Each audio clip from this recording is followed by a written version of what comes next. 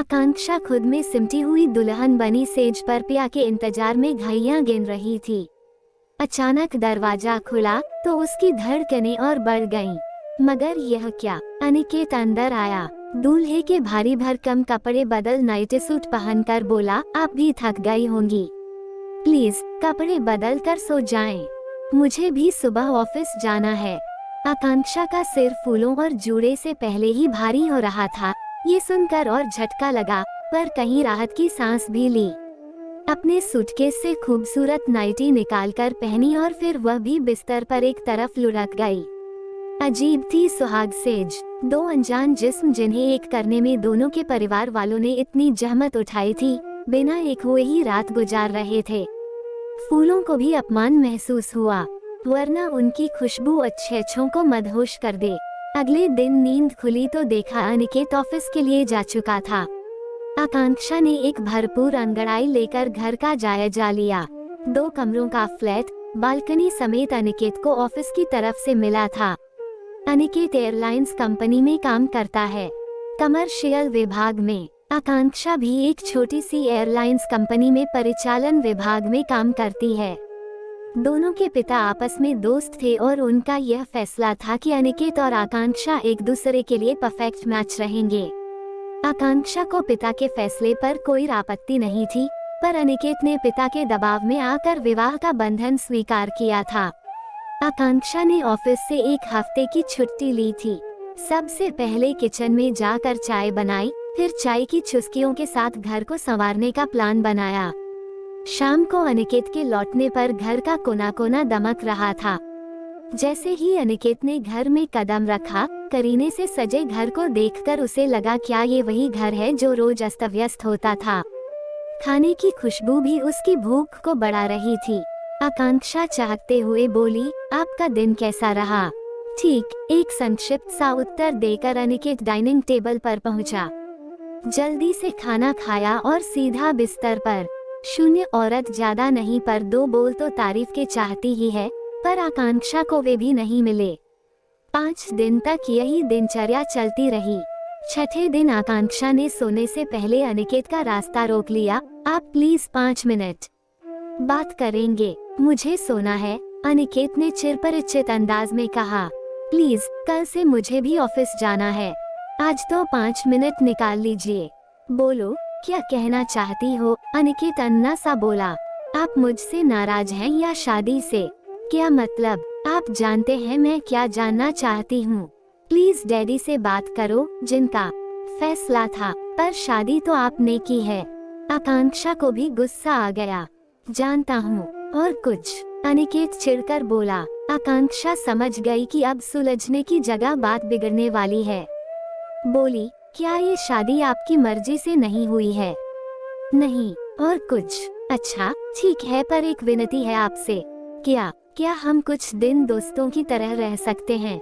मतलब? अनिकेत को आश्चर्य हुआ। यही कि 1 महीने बाद मेरा इंटरव्यू है, मुझे लाइसेंस मिल जाएगा और फिर मैं आगे की पढ़ाई के लिए अमेरिका चली जाऊंगी 3 सालों के लिए। उस दौरान आपको जो उचित लगे वह फैसला ले लीजिएगा, यकीन मानिए आपको परेशानी नहीं होगी। अनिकेत को इसमें कोई आपत्ति नहीं लगी। फिर दोनों साथ साथ नाश्ता करने लगे, शाम को घूमने भी जाने लगे, होटल, रेस्तरां, यहाँ तक कि सिनेमा भी।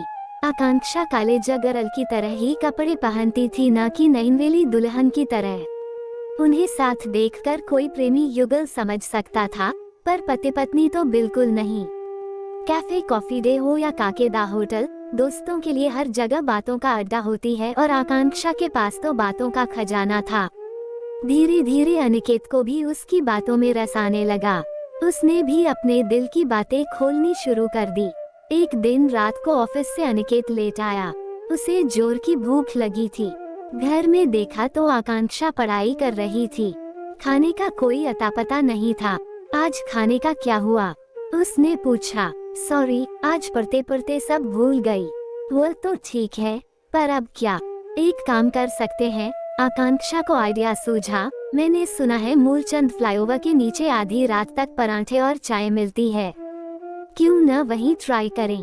क्या? अनिकेत का मुंह आश्चर्य से खुला रह गया। हाँ हाँ, मेरे ऑफिस के काफी लोग जाते रहते हैं, आज हम भी चलते हैं। ठीक है, कपड़े बदलो, चलते हैं। अरे कपड़े क्या बदलने हैं, ट्रैक सूट में ही चलती हूँ। बाइक पर भैया रहेगा, हमें वहाँ कौन जानता है। मूलचंद पर पराठे चाय का अनिकेत के लिए भी बिल्कुल अलग अनुभव था। आखिर वह दिन भी आ ही गया जब आकांक्षा का इंटरव्यू था। सुबह सुबह घर का काम निपटा कर वो फटाफट DGCA के लिए रवाना हो गई।